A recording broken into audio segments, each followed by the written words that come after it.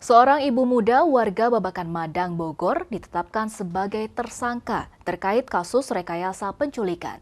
Tersangka Y diduga merekayasa penculikan tersebut lantaran terlilit utang tanpa sepengetahuan suaminya. Tersangka Y ditetapkan sebagai tersangka karena telah memenuhi unsur pasal tentang berita bohong. Tak hanya tersangka Y, rekannya berinisial T yang terlibat dalam rekayasa penculikan juga ditetapkan menjadi tersangka. Dari hasil pemeriksaan, tersangka Y juga kerap membuat keresahan di lingkungannya, termasuk kepada suaminya sendiri. Untuk pelakunya dijerat dengan pasal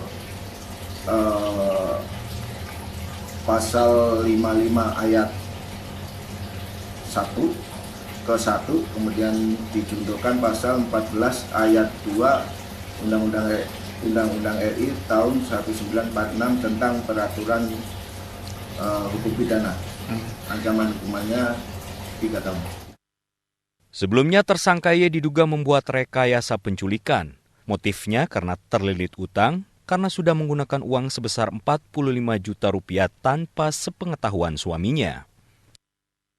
Ibu muda ini juga membuat skenario dengan rekannya berinisial T dengan mengirimkan foto dalam kondisi mulut dan mata tertutup. Hal itu dilakukan semata-mata untuk meminta uang tebusan kepada suaminya sebesar 50 juta rupiah. Dia meminta uang dari saya. Kalau misalkan saya udah memberikan uang ke dia, baru istri saya dilepaskan. Mintanya berapa banyak, Bang? Mintanya 50 juta. Kalau misalkan uang udah nyampe ke rekening istri saya, baru dia